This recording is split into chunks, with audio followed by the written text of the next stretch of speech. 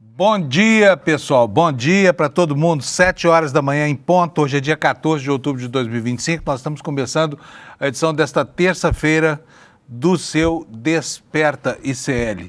E olha, é um dia memorável para o mundo, né? Afinal de contas, hoje a gente acordou com uma sensação de que um caminho para a paz está aberto. Mas aí logo vem a pergunta. Depois da festividade que foi ontem, né? Da lacração, inclusive, que aconteceu ontem em torno desse acordo de paz entre Israel e o Hamas, o que nos aguarda no dia seguinte? Porque as manifestações de desconfiança de lado a lado já começaram, inclusive com intervenções armadas. Israel mantendo tropas no norte de Gaza e o Hamas mandando os seus homens para fazer o patrulhamento da região. É possível que a fragilidade desse acordo ela venha no fundo dessa crise, minando os esforços para tentar estabelecer uma pax romana sobre uma situação de conflito milenar, como a que existe lá pela posse dessa região do Oriente Médio, né? E o mundo acordou, é verdade, respirando mais aliviado. Mas até quando vai isso, né? E até que ponto esse espetáculo que foi armado ontem não serve também, não digo que exclusivamente para isso, mas não serve também para tirar os olhos da opinião pública de cima daquilo que está acontecendo dentro do território norte-americano. Porque enquanto sai por aí pelo mundo fazendo campanha pelo Prêmio Nobel da Paz, Donald Trump coloca fogo com o seu segregacionismo na sociedade americana. Os conflitos estão cada dia que passa piores, né? Há manifestações de hostilidade em todo lugar onde chegam os homens mascarados do ICE. Algumas cidades americanas vivem um verdadeiro clima de conflagração, né? É o caso de Chicago, lá no Illinois, e é também o caso da Califórnia e de Nova York, por que não dizer, né? Existe mesmo um clima muito ruim lá dentro dos Estados Unidos e o mundo agora parou de prestar atenção a esses ataques da milícia fascista do Trump lá, do ICE, que dentro dos Estados Unidos está sendo chamado de Gestapo. Esse é um dos destaques da nossa edição de hoje. E nós vamos também falar sobre os assuntos aqui no Brasil. O governo cheio de problemas para resolver. Agora a oposição resolveu atacar a primeira-dama Janja Lula da Silva, porque ela vai ganhar uma estrutura de apoio para as suas atividades de primeira-dama. Aquilo que a oposição sempre criticou, que era o fato de ela não ter nenhum papel formal dentro do governo, agora é o oposto que acontece. Ela tem uma estrutura de apoio para suas atividades, mas a oposição quer minar um decreto do presidente da República que dá a ela essa infraestrutura, tá? Não sei se você percebeu aí na sua casa, se o despertador tocou na hora certa, provavelmente sim, porque você está acordado tão cedo, mas houve apagão em vários estados brasileiros nessa madrugada. Em alguns lugares durou apenas uma questão de segundos, mas em outros lugares chegou aí a cerca de 20 minutos, né, desligando os despertadores que fazem com que a gente não perca a hora.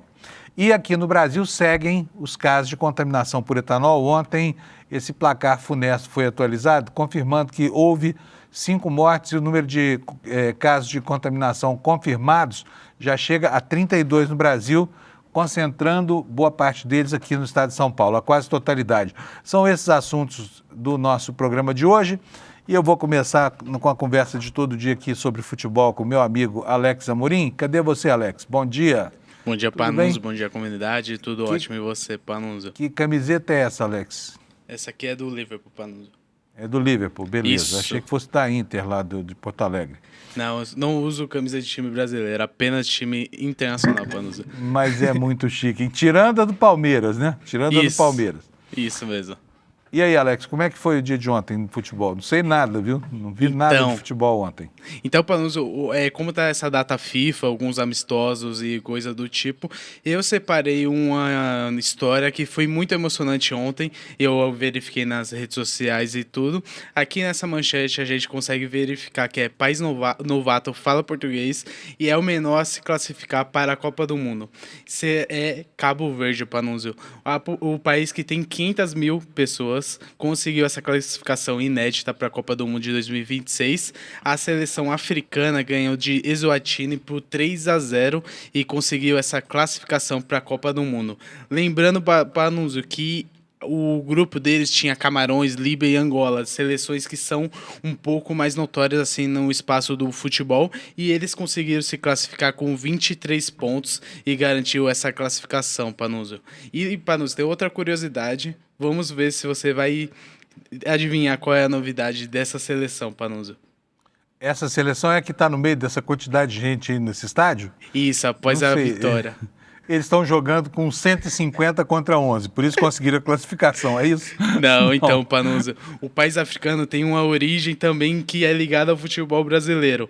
Lá tem alguns clubes que têm a nomenclatura como se fosse brasileira. Por exemplo, lá Palmeiras. na Ilha de São Vicente... Oi? Tem o Palmeiras lá, é isso? Infelizmente não, mas tem uns 3 clubes aqui que o pessoal, a audiência vai gostar bastante. Na Ilha de São Vicente, o Corinthians de Cabo Verde. Na Ilha do Botafogo, tem o Botafogo Cabo-Verdiano, com 17 títulos regionais, eu acho que é o maior clube lá do Cabo Verde. E na Ilha do Maio tem o Figueirense local. E também tem o Cruzeiro Calheta do Maio e o Unidos do Norte, que é também uma homenagem ao Pelotas do Rio Grande do Sul, Panunzio. Então tem essa curiosidade bastante interessante e essa proximidade com o futebol brasileiro também. Que legal. Parabéns pro pessoal de Cabo Verde que está aqui na nossa audiência. Provavelmente não tem ninguém, mas não tem problema também. Fica aqui a nossa mensagem, né? Sim. E eu me lembro, assim, uma das poucas referências a Cabo Verde foi no livro do Eça de Queiroz chamado Conde da Abrantes. O Conde da Abrantes era um político típico, assim, do PL aqui no Brasil, sabe? Um sujeito totalmente descolado da realidade, que tinha, assim, pendores de nobre, mas não sabia se Cabo Verde ficava no lado ocidental ou no lado oriental do continente africano. Sim. Esse era o Conde da Abrantes, do Eça de Queiroz. Sim. Mas vamos lá, então, olha, eu me lembro, em 2009, eu estava lá em Honduras, quando houve a crise lá do Zelaya, né? O governo brasileiro, na época, participou ativamente do problema lá, emprestou embaixada para um presidente deposto, que era o Manuel Zelaya, e enquanto o Honduras disputava a final do processo de classificação da Copa e conseguiu. Houve 3 dias de feriado lá, sabia? 3 dias, a população foi para as ruas, foi uma catarse, um momento de catarse. Parecia, sabe, o dia em que o Brasil ganha a Copa do Mundo. Quer dizer, entrar para esse seleto clube, são 24, né, que disputam a Copa? Que aumentou, antes era 32, agora foi para 48 seleções, Panunzio. Então, peraí, é o dobro, né? Isso. São 48. Ainda assim é pouca coisa, considerando que nós temos mais de 200 países no mundo, mas os países onde o futebol é cultuado como um valor, essa classificação, que para nós é arroz de festa, né? Porque o Brasil está sempre participando dessas Copas, mas isso é uma coisa muito importante. Então, lá em Cabo Verde deve ter tido uma grande festa ontem à noite, principalmente com essa profusão de times inspirados em times brasileiros, né? Sim, isso mesmo. E Panunzio, outra curiosidade, tem várias curiosidades aí no meio. Tem um zagueiro que é o Roberto Lopes, que ele é irlandês, porém o pai dele nasceu em Cabo Verde. E ele recebeu a convocação através pelo LinkedIn, Panunzio. Ele recebeu uma mensagem de algum recrutador lá da seleção de Cabo Verde. Ele no início pensou que era um spam, porém ele verificou a mensagem e tudo. E hoje ele é conhecido como Pico. Ele é um dos pilares ali da defesa de Cabo Verde após esse convite inusitado ali pelo LinkedIn, Panunzio. Olha que legal, hein? Convidado para uma seleção pelo LinkedIn. Sim. Ele estava lá mesmo? Sim. Em Cabo Verde, estava? E sim, ele é irlandês e após esse convite ele aceitou e começou a defender a seleção, se naturalizou da seleção de Cabo Verde e agora faz parte da seleção que conseguiu essa classificação também, Panunzio. Que ótima história. Gostei muito, viu, Alex? Gostei Obrigado, muito. Panunzio. Quem dera Vamos tivesse nessa. histórias assim todo dia. Obrigado, Bora. Viu? Então, parabéns, pessoal de Cabo Verde. Mandaram bem aí. Vão disputar a Copa do Mundo, que é motivo de alegria lá no país e não deve ser pequena, né? Pessoal, vamos para os destaques aqui. Primeiro na capa do ICL que eu quero mostrar para vocês. Agora que são 7 horas e 9 minutos. Então, aqui rapidamente os destaques do ICL. O Ministério da Saúde confirmando 32 casos de contaminação por metanol no país. 71 notificações foram descartadas. E o número de casos suspeitos caiu para 181. Como já era previsível, né? Uma boa parte dessas notificações, dado o estado de alarde que existe em torno do tema, justificado, né? Muita gente confundindo uma ressaca convencional com uma intoxicação por metanol, que é terrível, né? Mas começa do mesmo jeito. Então, a cautela aqui é mais do que necessária. E aí fica aqui a pergunta, mas cadê os autores dessas contaminações? Onde é que estão? A gente não viu ainda. Já vimos aqui distribuidor de bebida sendo preso, bar sendo fechado, mas ainda não se aponta de onde é que sai essa bebida e qual é principalmente a bebida contaminada, porque parece que há um surto, né? Ontem eu ouvi falar de alguém que tomou vinho e foi hospitalizado depois com uma suspeita posteriormente confirmada de contaminação por metanol. E aí fica a pergunta, mas em bebida fermentada? Porque no destilado ainda dá para entender, por causa do processo químico, né, da destilação, em que a primeira parte da destilação, ela produz muito mais metanol do que o restante do processo. Por quê? Porque o ponto de ebulição do metanol está abaixo do ponto de ebulição do etanol. Então, quando você eleva a temperatura do mosto que está dentro do alambique, né, do fermentado que está ali dentro do alambique, o primeiro álcool que evapora é o metanol. E se ele não for desprezado, esses primeiros 5, 10% da bebida destilada são absolutamente tóxicos, né? Se chamam cabeças de destilação, tem que ser jogados fora, tá? Eu tenho conversado aqui com destiladores no Brasil e que dizem que realmente pode ser, essa contaminação pode ser por conta do processo mal feito, desprezível, por destilarias pequenas, por destilarias piratas aí no interior do Brasil. Então tá aí, 71 notificações descartadas, número de casos suspeitos caiu para 181. Segundo destaque, a família de Gilberto Gil pedindo indenização de R$370 mil por conta do preconceito religioso de um padre que debochou da fé da Preta Gil, né? O próximo destaque, olha aqui, a gente não esquece, tá? Tá na capa do ICL aqui, quem foi que votou contra a PEC, a favor da PEC da bandidagem, né? E hoje o ICL está falando do deputado André Fernandes, refrescando a memória das pessoas. Olhe bem o que o seu deputado fez. Se você votou no André Fernandes, não se esqueça que ele foi um dos artífices dessa façanha de impor uma derrota ao governo num tema tão sensível para a opinião pública. Temos um artigo também na nossa home aqui do Kleber Lourenço explicando por que Lula conseguiu ressuscitar o mandato e está enfrentando ainda assim uma crise de representatividade ao defender as pautas de esquerda que o habilitaram novamente perante a opinião pública brasileira, né? Outro destaque é uma notícia de natureza policial. Lá em Fortaleza, há uma queda de braço entre o crime organizado e os comerciantes para que o crime organizado passe a controlar áreas turísticas em Fortaleza. E Fortaleza é uma cidade que tem uma curiosidade, ela foi cindida ao meio de norte a sul e metade da cidade é dominada por uma facção, metade da cidade é dominada por outra facção. E o último destaque que nós vamos trazer aqui, aliás, o penúltimo, porque tem depois uma matéria da Amanda que ela mesma vai trazer para a gente. Mas o Eduardo Bolsonaro e o Ciro Nogueira estão batendo boca no Twitter, tá? O Eduardo Bolsonaro deu uma catracada no Ciro Nogueira, que, aliás, não para de apanhar, né? O Ciro Nogueira parece o Tarcísio, né? Pancada de tudo quanto é lado. Por quê? Por causa da excessiva ambição. Ele que está querendo transformar a si próprio no vice ideal de um candidato chamado Tarcísio Gomes de Freitas, que nem sequer se sabe se será candidato. Mas o Ciro Nogueira parece macaco em loja de louça, quebrando tudo ao seu redor aqui por causa da sua desmedida ambição de se tornar vice-presidente da República. Ele que outro dia já teve uma treta com o governador de Goiás, Ronaldo Caiado, né, que o chamou de quase ex-senador e disse que ele já não tinha mais nenhuma importância nem no seu estado natal. E olha, a última coisa que eu vou destacar está aqui, olha, é a Amanda Miranda, que lá de Santa Catarina nos traz informações sobre uma fraude envolvendo 2 deputados, né, a Júlia Zanata e o Zé Trovão, por causa de recursos das emendas que essa dupla mandou para um município lá, governado pelo PL também. Então, daqui a pouquinho a Amanda vai contar para a gente o que está acontecendo por lá, tá bom? Olha, vamos começar o jornal de hoje falando sobre a agenda do Supremo Tribunal Federal, porque hoje segue o julgamento da trama golpista, entra em cartaz do Supremo, porque vai ser um espetáculo, o Núcleo 4. Quem é o Núcleo 4? É aquele núcleo que espalhava desinformação e que foi o responsável pela execução daquele projeto de doidivanas de assassinar o presidente Lula, o vice-presidente Geraldo Alckmin e também o ministro Alexandre de Moraes.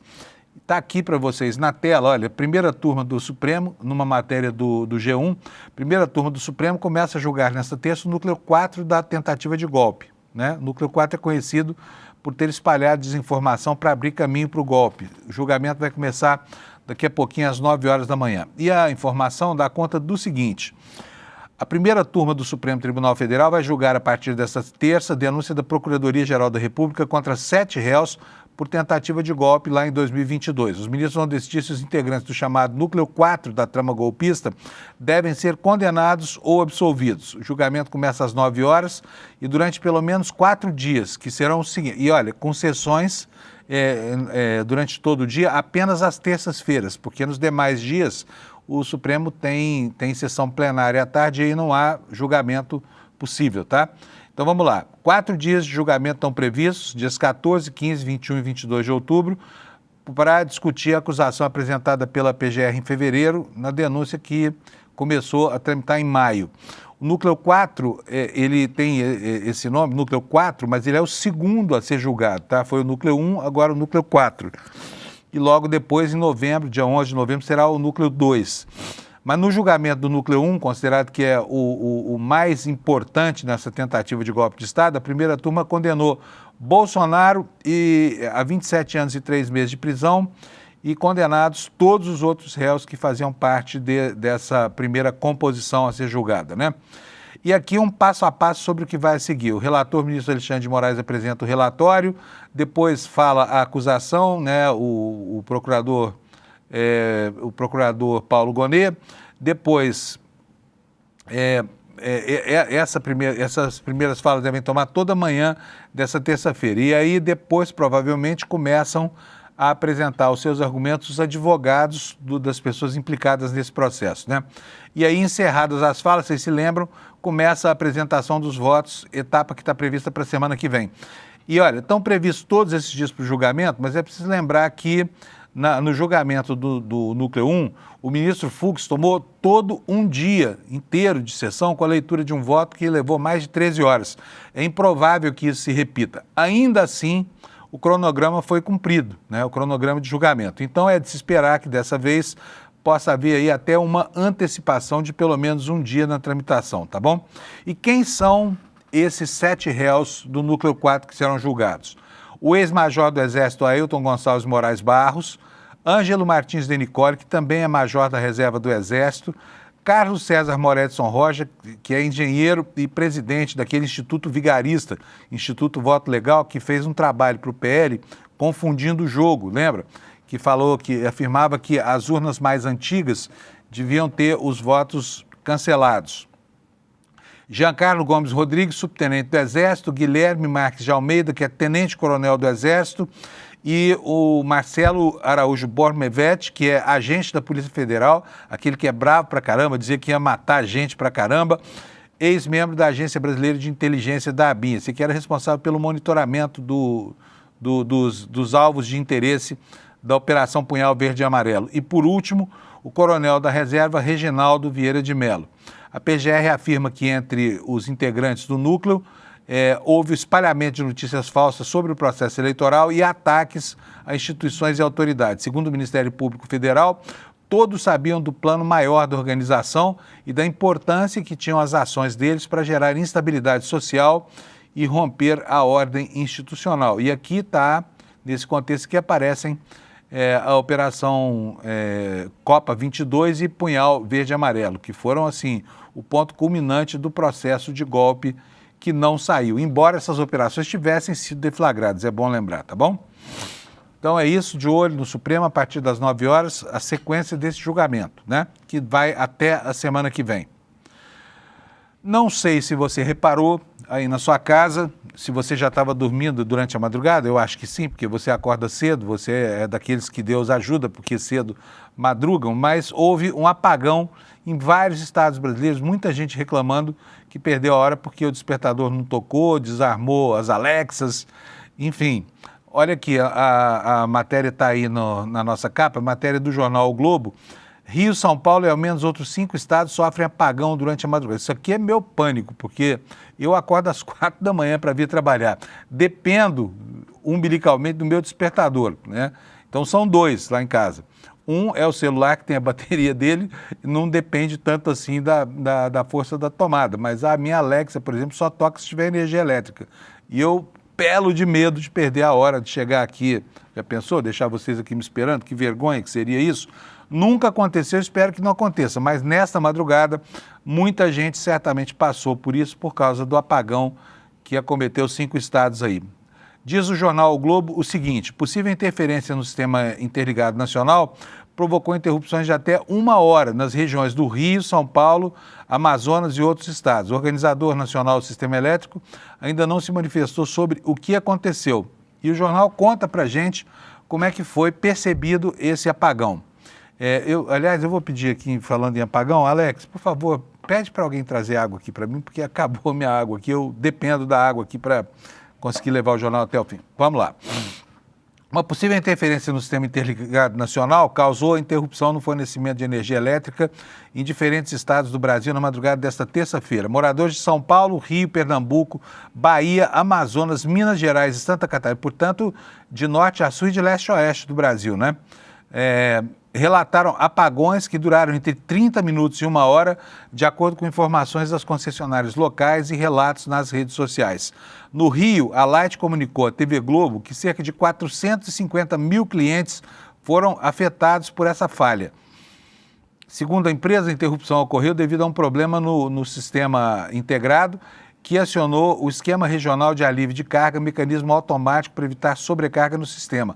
As regiões mais afetadas no Rio foram Zona Norte, Zona Oeste, Baixada Fluminense, onde o fornecimento foi restabelecido depois de aproximadamente 30 minutos. Usuários publicaram sobre a falha nas redes sociais e um vídeo é possível ver o aeroporto Santos Dumont completamente às escuras, né? Tá aqui o vídeo, vamos colocar para tocar, para a gente ver também, um vídeo que está aqui, vídeo do Vitor De Luca. Deve ser parente do nosso William De Luca aqui do ICL. Vamos ver como é que foi aqui. Olha só o aeroporto lá no Rio, tá vendo? Olha, totalmente às escuras, né? Ainda bem que nesse horário o aeroporto não tem operação, portanto não houve nenhum prejuízo, né? Mas está aqui feito o registro do apagão que houve durante a madrugada de hoje. Foram 720 mil clientes, segundo o G1, afetados no Rio de Janeiro, informação obtida nas concessionárias, tá bom? O apagão registrado na madrugada dessa terça-feira em parte do Brasil afetou pelo menos 720 mil clientes só no Rio de Janeiro, segundo a Light. Depois a gente vai ter uma noção melhor sobre a extensão desse apagão.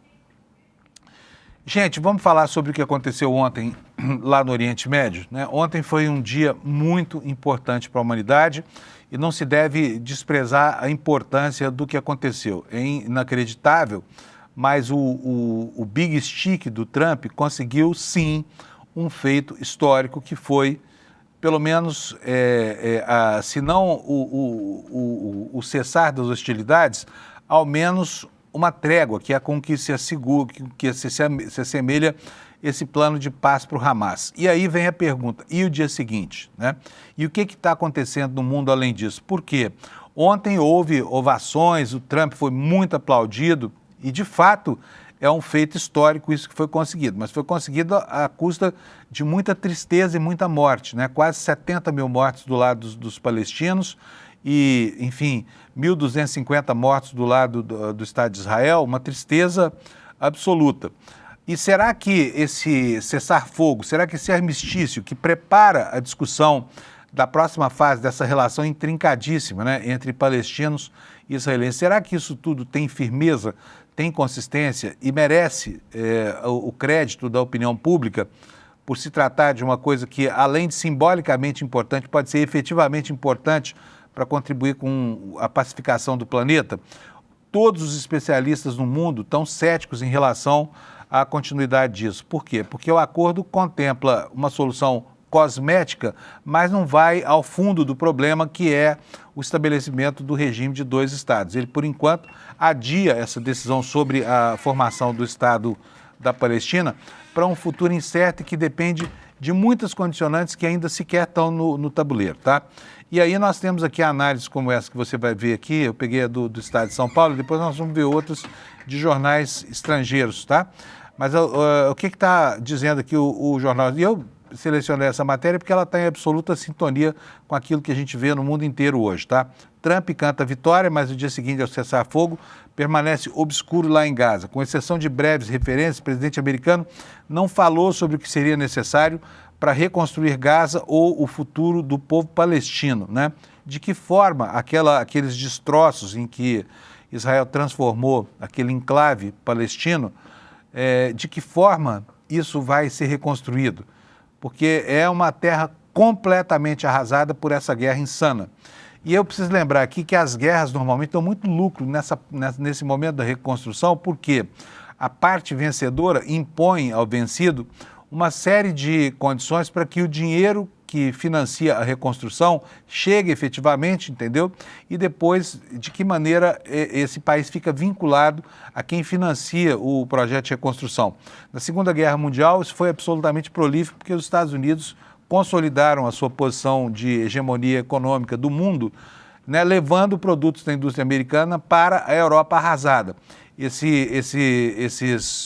bens de consumo, máquinas de lavar, eletrodomésticos, bens do conforto contemporâneo, né, e o dinheiro para a reconstrução dos prédios que foram arrasados pelos bombardeios, tudo isso custou muito caro. Dinheiro americano que foi para a Europa e depois voltou com juros muito altos, né, fazendo com que isso gerasse um empobrecimento das populações supostamente beneficiárias dos esforços de reconstrução. E agora, o que será que os Estados Unidos e esse comitê criado pelo Trump vão querer da população palestina que vive em Gaza, totalmente arrasada, como contrapartida para iniciar o processo de reconstrução dos escombros em que Israel transformou aquele território, né? Falou-se lá para trás na construção de um resort, enfim, uma Palestina que seria, na verdade, uma riviera, uma estação de veraneio, né, para os povos da Europa e do Oriente Médio, mas essa é uma solução que a gente sabe que só na cabeça mesmo do Trump. Isso sequer foi repetido ao longo do dia de ontem, né? Então vamos lá para a análise do Estadão para a gente ver como é que é essa história desse ceticismo, né? Trump cantando vitória, mas um obscuro dia seguinte lá em Gaza. Como é que vai ser daqui para frente? A matéria do Estadão diz o seguinte: o presidente Trump pousou em Israel na manhã dessa segunda-feira, 13 minutos após o primeiro dos 20 reféns ter sido libertado pelo Hamas. Passou o dia recebendo aplausos de um país que lhe atribui, mais do que ao primeiro-ministro Benjamin Netanyahu, o mérito pelas alegres reuniões familiares e pelo cessar-fogo após 2 anos de guerra. Trump aproveitou o momento para dizer à Knesset, que é o parlamento de Israel, que este não é o fim de uma guerra, mas o fim de uma era de terror e morte, usando uma frase que outros presidentes já utilizaram e muitas vezes decepcionaram. Ele acrescentou: este é o amanhecer histórico de um novo Oriente Médio. Pretensão, né, e caldo de galinha não fazem mal a ninguém, né, Trump? Raramente um presidente americano, especialmente um tão polêmico em seu país como Trump, foi recebido com tanta adoração no exterior. Na Praça dos Reféns, dezenas de milhares gritavam Trump, Trump, Trump, e no parlamento alguns membros usavam bonés vermelhos com a inscrição do MAGA. Netanyahu, cujo nome foi vaiado na mesma praça na noite de sábado, declarou que o presidente era o maior amigo de Israel, que Israel já teve na Casa Branca. Houve mais conversas sobre indicá-lo para o Prêmio Nobel da Paz e o Prêmio Israel. E o próprio Trump surpreendeu os legisladores israelenses quando fez 2 vezes uma oferta ao Irã, um país que Israel e os Estados Unidos bombardearam há apenas 4 meses, para entrar em negociações que poderiam acabar com décadas de inimizade e isolamento. Disse aqui o Trump: olha, sabe o que seria ótimo se pudéssemos fazer um acordo de paz com eles? Vocês ficariam felizes com isso? Perguntou. Eu acho que eles estão cansados, mas a oferta não provocou uma resposta muito entusiasmada, não. Então, esse aqui é o clima que cerca a continuidade, né, desses... o dia seguinte, o day after aqui desse dia inesquecível que foi o de ontem, com tanta comoção, com tanta emoção genuína no ar, pela volta dos reféns do Hamas para casa em Israel, nós vimos cenas realmente cativantes, né? E também com a volta dos prisioneiros israelenses feitos na faixa de Gaza. Gente que muitas vezes não cometeu nenhum crime e foi capturado de maneira arbitrária por soldados que não respeitaram em momento nenhum direitos humanos, direitos civis, nada disso. Foram encarcerando gente ao seu bel prazer na faixa de Gaza. Ontem, esses prisioneiros foram devolvidos para o convívio com as famílias deles. Então, foi um dia realmente emocionante. Mas e como será o dia de hoje? Como será o dia de hoje? É a pergunta que está no ar. Olha, primeiro eu quero saber, Alex, a Amanda está ok?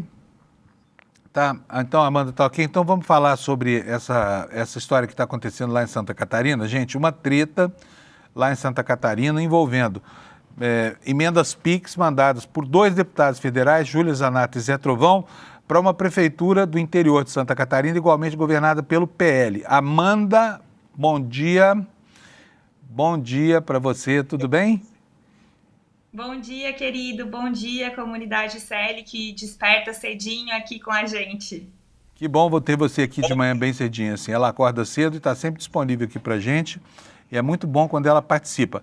Conta para nós o que é isso. O que está acontecendo aí no interior de Santa Catarina envolvendo Zé Trovão e Júlia Zanatta? Então, acho que a palavra é treta mesmo, né? Quando essa treta começou a correr aqui pelos bastidores, e nem foi pelos bastidores, porque foi uma treta pública envolvendo os deputados federais Júlia Zanatta e Zé Trovão com o atual prefeito de Laguna, Preto Cripa, que também é um prefeito do PL, ou seja, são correligionários ali dentro do mesmo partido.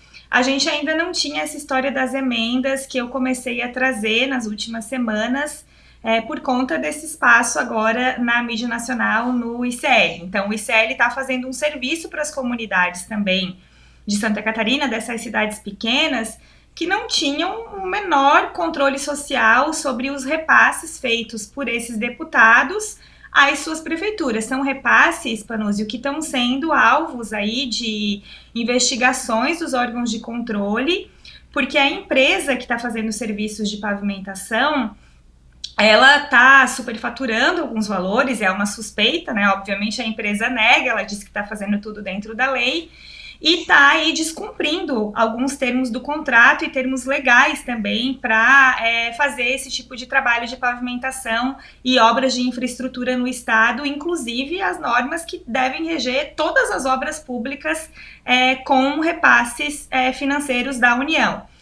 E a gente não sabia, então, quando essa treta entre o prefeito e os deputados começou, que existia um problema nesse contrato, mas o fato é que desde a campanha, ele foi eleito agora para o primeiro mandato, o Preto Cripa, desde a campanha ele já vinha trazendo um olhar crítico para as obras dessa empresa, da qualidade. Ele dizia que quando ele assumisse a prefeitura, caso ganhasse, ele ia para cima da empresa no sentido de cobrar que as obras fossem executadas de forma correta, como o contrato exige. Ele falava sobre isso. E ele também falava, né, trazia algumas questões sobre a amizade do Zé Trovão com um dos proprietários dessa mineradora, que é uma amizade aparentemente pública, que o Zé Trovão nunca tentou esconder, né, que ele tem um vínculo aí de amizade com esse empreiteiro, com o dono da empreiteira. Então, a partir do momento... Desculpa, Amanda, te interromper, mas ele é amigo do dono dessa empreiteira e mandou dinheiro por emenda PIX para obras tocadas por essa empreiteira, é isso? Uma mão lavando a outra, é isso? A história que se disseminou publicamente na época da campanha e que depois teve algumas repercussões também por conta dessa treta pública entre o prefeito e os 2 deputados... é de que o Zé Trovão dizia que era amigo do dono da empresa, ou seja, ele atestava a qualidade da empresa com base no vínculo de amizade que ele tinha, né? E o prefeito, ele começa a criticar em algumas entrevistas nas rádios locais o fato de Zé Trovão e Júlia Zanatta não mandarem recursos para a cidade, né? Deles se rogarem representantes daquela região, né? O Zé Trovão é da região norte, mas a Júlia Zanatta é do sul, onde está essa cidade de Laguna.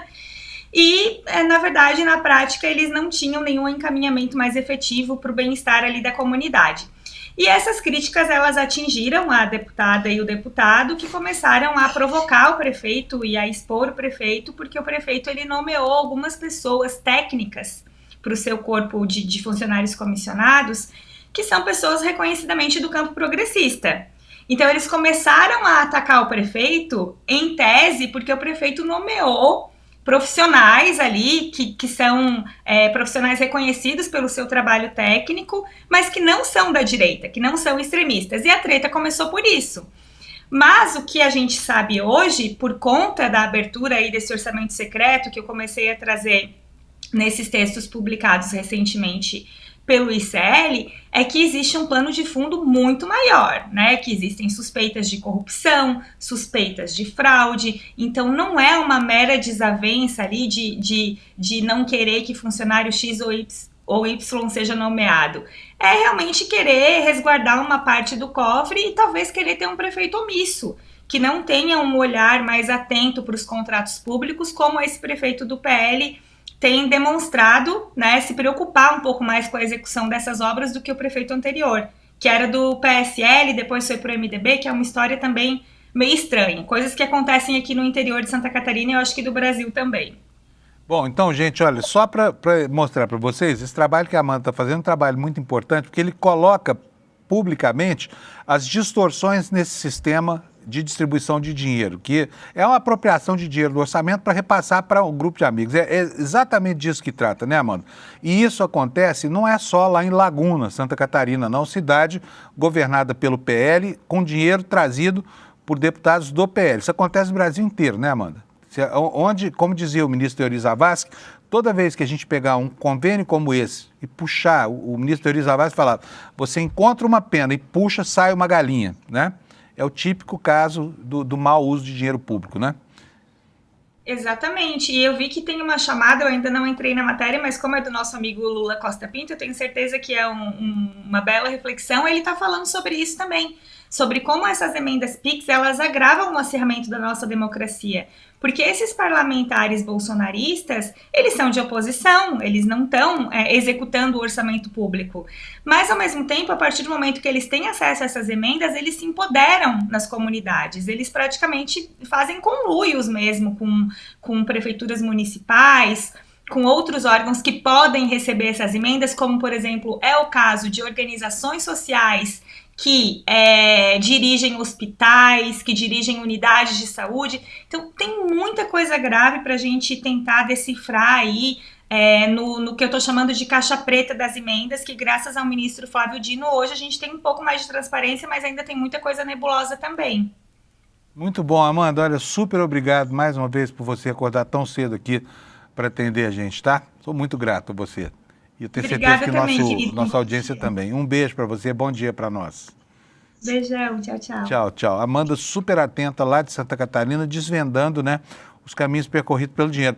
E eu quero lembrar aqui que no próximo dia 23, o Supremo Tribunal Federal vai fazer uma audiência pública para disciplinar essa história das emendas que saem por qualquer motivo ou por motivo nenhum do cofre da União, ou seja, do bolso do contribuinte, para irrigar obras suspeitas como essas que um prefeito do PL, está denunciando lá em Santa Catarina, obra tocada por dinheiro de 2 deputados, um deles amigo do dono da construtora. Aí você vê como é que o circuito se fecha, né?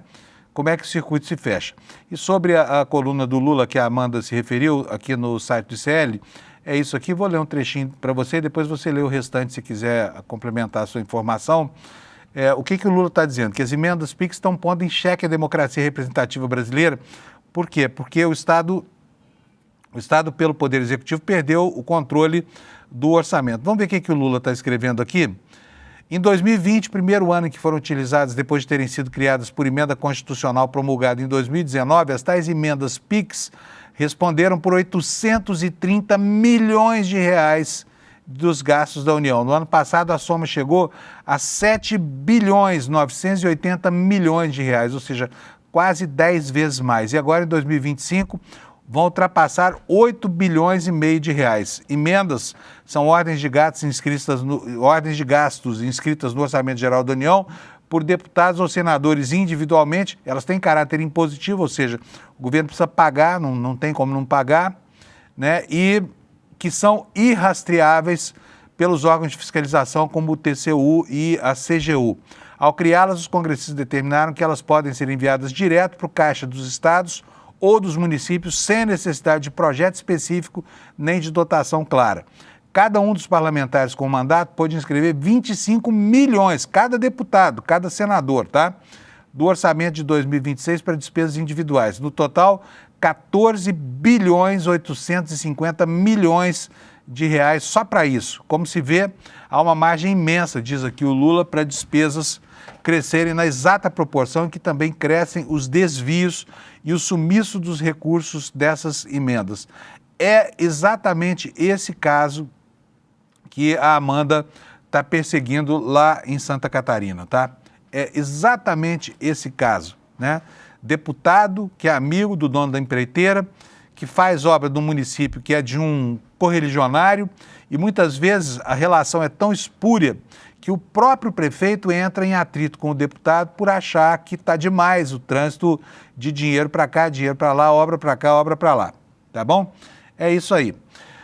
Continuando aqui os assuntos sobre a relação governo-congresso,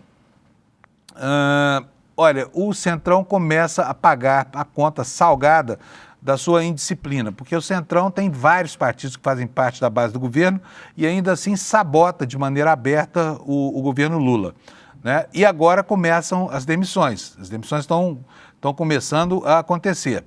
E não são poucas demissões, tá? O Diário Oficial cantou ontem e hoje, né? E ao menos 378 cargos, como você pode ver nessa reportagem do UOL, ao menos 378 cargos que o Centrão tinha, mesmo votando contra o governo, estão na alça de mira da ministra Gleisi Hoffmann, tá?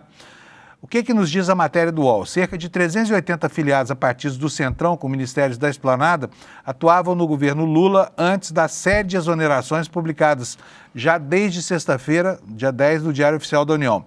O governo resolveu exonerar os indicados depois que essas siglas votaram por deixar caducar a medida provisória do aumento de impostos para bets e investimentos na semana passada. O cruzamento de dados feito pelo UOL mostra que em alguns ministérios estão cargos comissionados ocupados por filiados e partidos que têm pastas, mas votam contra o governo. O levantamento inclui apenas cargos ocupados por pessoas registradas nos partidos. Indicações de funcionários sem filiação partidária não são contabilizadas, portanto, o número deve ser bem maior, né? Embora possam ter também origem política. E aqui um diagrama do espaço político que esses partidos ocupam e do número de apaniguados, né? Que é essa gente que é nomeada para cargos de segundo, terceiro e outros escalões inferiores. União Brasil, olha, 119 cargos, divididos entre 26 ministérios. Além da integração regional, que é o ministério indicado pelo Davi Alcolumbre, do União do Amapá, estão no topo dos cargos. A presidência, a AGU, Advocacia Geral da União, os ministérios dos transportes e dos povos indígenas, com divisões da FUNAI. Na integração regional são 18 cargos, na presidência da República são 10, na AGU são 9, nos transportes 6 e nos povos indígenas mais 6. O MDB tem 112 cargos, divididos assim, olha, 15 nos transportes, 11 na saúde, gestão e inovação 8, Minas e Energia 7 e na presidência 6. O PSD do Kassab, né, o Kassab que jurou lealdade eterna aí ao governador Tarcísio e joga nas 11 posições de poder. Onde tem poder está lá o partido Kassab, com 63 cargos, pelo menos, na estrutura central do governo federal. 17 no Ministério da Agricultura, 17 no Ministério da Pesca, 5 no Ministério da Saúde, 5 no da Integração, 4 no dos povos indígenas. O PP do Ciro Nogueira, tem 48 cargos, 7 comissionados no Ministério dos Esportes, na AGU são 6, 5 na saúde, integração 5, gestão e inovação 4. No Republicano são 36 cargos desse partido, partido do Edir Macedo. O partido tem mais filiado em cargos comissionados no Ministério da Integração do que no Ministério de Portos e Aeroportos, ocupado por Silvio Costa Filho, do Republicanos de Pernambuco. Quais são esses cargos? Onde é que eles ficam? 5 no Ministério da Integração, 4 no dos povos indígenas, 4 no dos transportes, 3 em portos e aeroportos e 3 na agricultura. Então, vocês veem por aí a infestação da máquina pública, né, por gente provavelmente muito pouco qualificada, que está lá para atender aos caciques políticos, tá? E essa semana, o Lula ainda deve definir, assim que voltar da sua viagem à Europa, o que vai ser feito da vaga aberta com o anúncio da saída precoce do ministro Barroso lá no Supremo, né? O advogado-geral da União, Jorge Messias, está correndo na frente, tem tudo para ser indicado e o presidente Lula pretende evitar que se forme um ambiente de pressão. Por quê? Porque o presidente Lula está devendo em matéria de nomeação, por exemplo, de mulheres, né? E também de negros. Ele tem feito nomeações que não seguem aquilo que espera a base do petismo que o apoia, né? Vamos ler aqui a matéria do Globo sobre esses compromissos do presidente. Lula quer definir nessa semana a sucessão de Barroso, alternativas para fechar contas de 2026 e o futuro de Boulos, que está mais ministeriável do que nunca, né? Como vocês veem, é muita coisa para ele resolver na volta dessa viagem de Roma. O presidente quer indicar logo o nome que vai ocupar uma vaga no Supremo. Messias é favorito, enquanto retalia infiéis no Congresso, o governo tenta costurar um orçamento menos engessado. A solução para isso pode estar nas mãos do ministro Flávio Dino, hein? A partir do dia 23, quando ele reúne todos os lados no Supremo Tribunal Federal para tentar restabelecer um mínimo de controle pela União sobre o orçamento da República, né? A matéria diz o seguinte, matéria do G1. O presidente Lula desembarca em Brasília nesta terça-feira após viajar para Roma com 3 assuntos na mesa.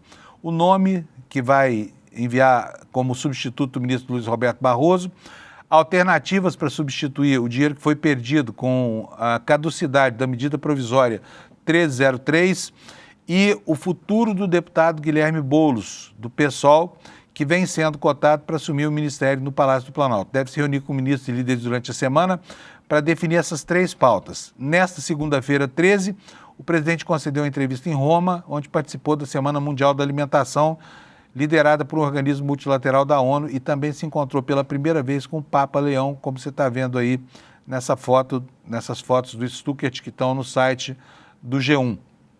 Na conversa com jornalistas, o presidente foi questionado sobre quem indicará na vaga aberta com a aposentadoria de Barroso.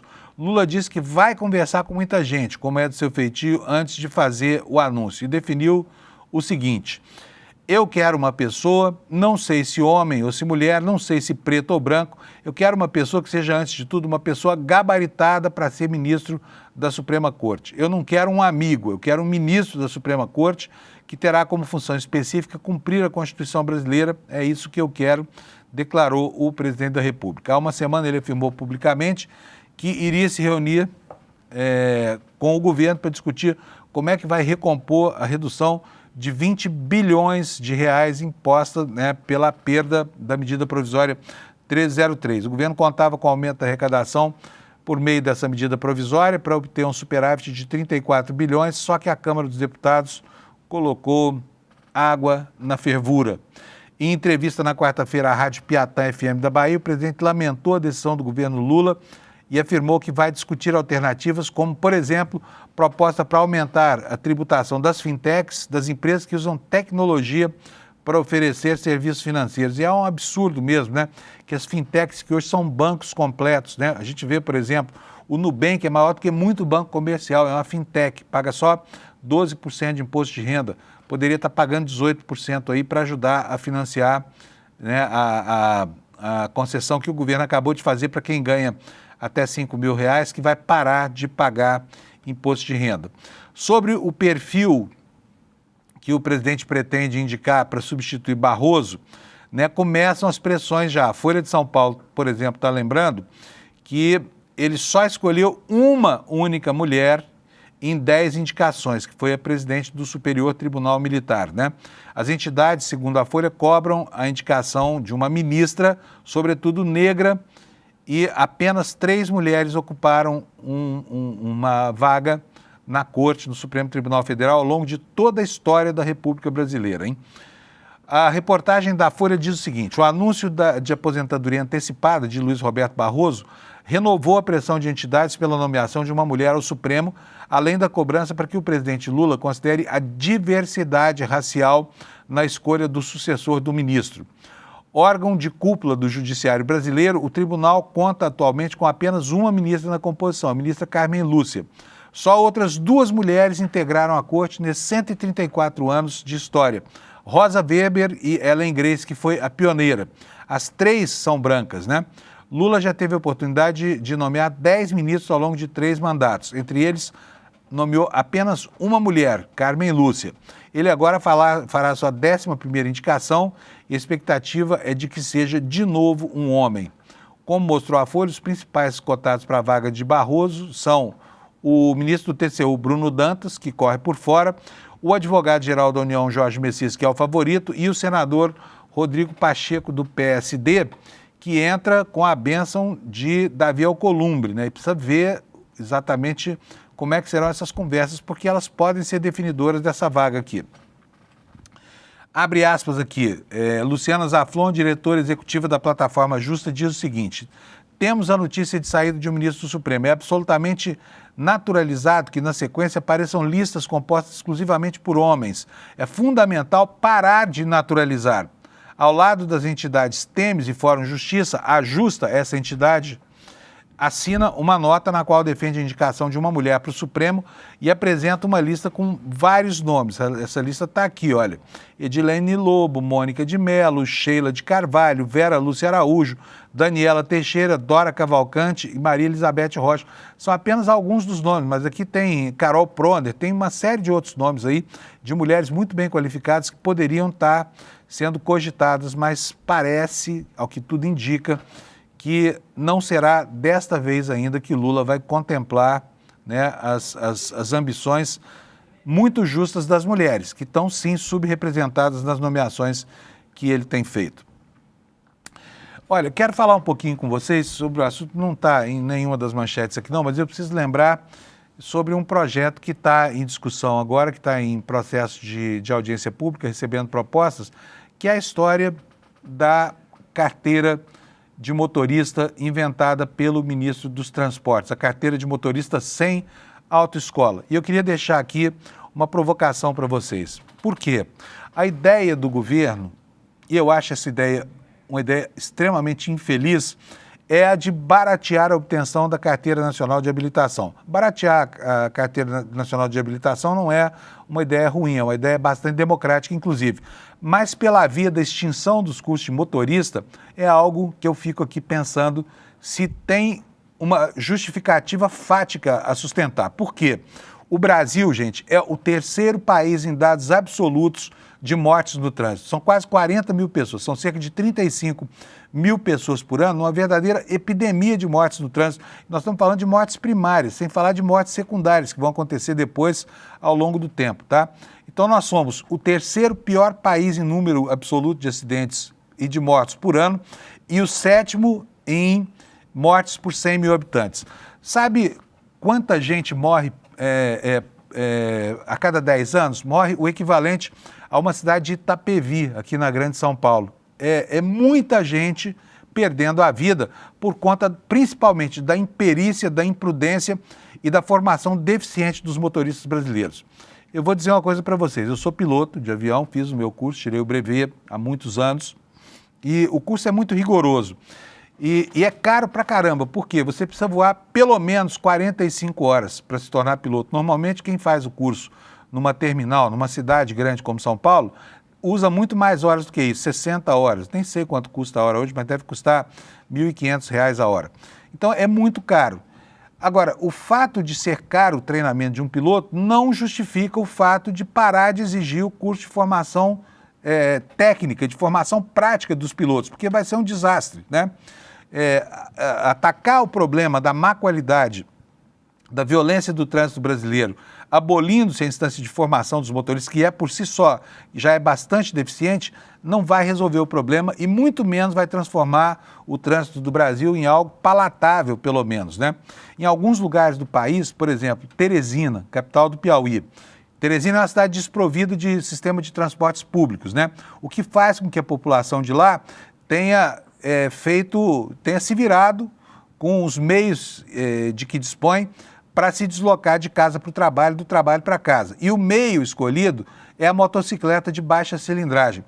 Mas a falta de habilitação dos motoristas, dos motociclistas e o desconhecimento da legislação acabam transformando a cidade de Teresina na campeã nacional de mortalidade no trânsito. Isso apesar de todos os esforços do governo do estado lá nos últimos anos para tentar conter essa epidemia de mortes. Mas os motociclistas não usam capacete, não sabem transitar na via, não respeitam preferenciais nem a sinalização e o que acontece é um caos completo no trânsito. E aí fica a minha pergunta aqui.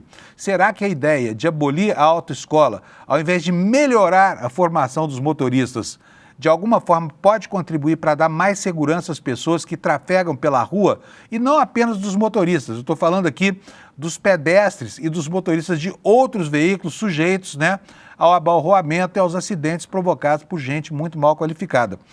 Pode observar aí, é tão ruim a formação, e aqui eu não estou eximindo as autoescolas nem fazendo lobby para que elas continuem, mas a qualificação dos motoristas, a formação, deveria ser esse o objeto de preocupação com o governo.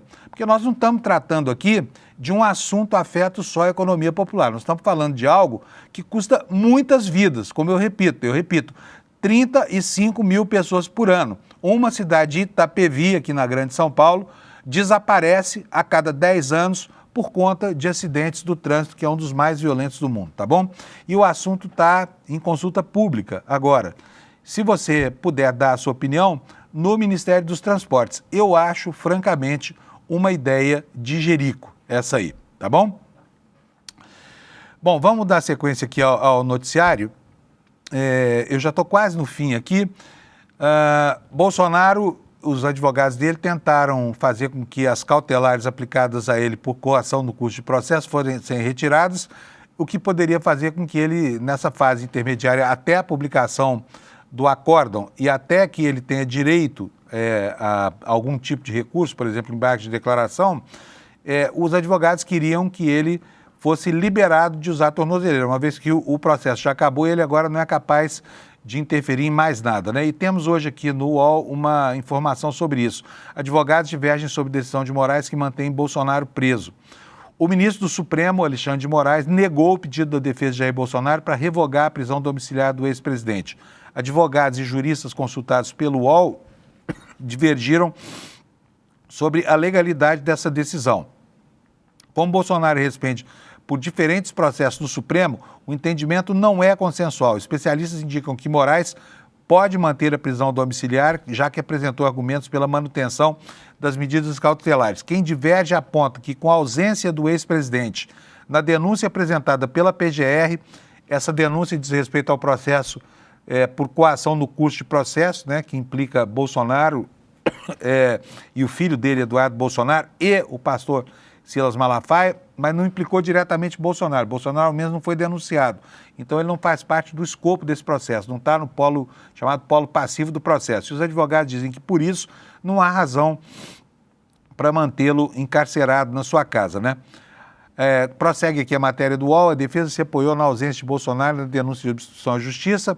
A PGR denunciou em setembro o deputado federal Eduardo Bolsonaro, o empresário Paulo Figueiredo, como eu falei, por tentativa de interferência no julgamento da trama golpista. Os advogados do ex-presidente apontam que as medidas cautelares foram determinadas nessa ação e com Bolsonaro fora não há motivo para a manutenção. Agora, antes de encerrar, quero mostrar para vocês o circo que está à direita brasileira, Eduardo Bolsonaro descendo o porrete em quem? Ciro Nogueira. Então vou pedir para o meu querido Alex Amorim colocar na tela o meu PowerPoint, tá aí, olha. Um comunicado aqui, olha. Primeiro, Ciro Nogueira declarou o seguinte, olha, diz que a atuação de Eduardo Bolsonaro lá nos Estados Unidos causou um prejuízo gigantesco para a causa que ele representa nas eleições de 2026. O senador afirmou que o pleito estava completamente resolvido, mas as ações do filho de Bolsonaro acabaram fazendo com que Lula se aproveitasse de forma ostensiva para renovar a sua popularidade. E aí o Eduardo Bolsonaro escreve essa tuitada aqui, ó. Prezado Ciro Nogueira, o prejuízo foi gigantesco para o seu plano pessoal. Não se pode confundir seu interesse com o do Brasil. Compadeço do seu sentimento, pois também foi um grande prejuízo para mim. A diferença é que estou disposto a sacrificar os meus interesses pessoais pelo Brasil, dando uma catracada aqui no Ciro Nogueira, que quer porque quer ser o vice do Tarcísio. E o Ciro respondeu, tá aí. na sua tela. Prezado Bolsonaro SP, não tenho dúvida de que houve um enorme desprendimento pessoal da sua parte. Quanto a mim, tenha certeza de que não tive nem terei nenhum prejuízo pessoal. Você sabe a distância entre o que falam de nós e a realidade. Nunca quis ser nada além do que sou, disse o Ciro Nogueira, mais uma vez aqui tentando atribuir a terceiros algo que ele mesmo falou, tá bom? E com isso encerro a edição de hoje, convidando você para assistir, você que ainda não viu, para assistir Vai para a Argentina Carajo, do Eduardo Moreira. Uma oportunidade de desmontar a fake news chamada Javier Milei, apresentado pela direita como um grande gestor da economia argentina, mas que na realidade não passa de uma pessoa que está destruindo o seu país. Não deixe de assistir, o replay está liberado e você pode saber por onde começar a assisti-lo aqui no despertaicl.com.br, tá bom? Gente, bom dia para vocês, obrigado pela audiência. Vem aí o N1, eu volto amanhã às 7 da manhã. Tchau, obrigado. Sucesso estrondoso. Milhares de pessoas assistiram o nosso documentário Vai pra Argentina e entenderam por que Javier é hoje a maior fake news do planeta. Se você não assistiu o lançamento, uma boa notícia para você. A gente liberou por mais alguns dias o replay do filme. Então, se você quiser assistir a uma sessão gratuita desse filme, você tem poucos dias. Juntar sua família, seus amigos e assistir. Sugestão minha? Assiste. Você vai ver um mito cair diante dos seus olhos. Bom filme.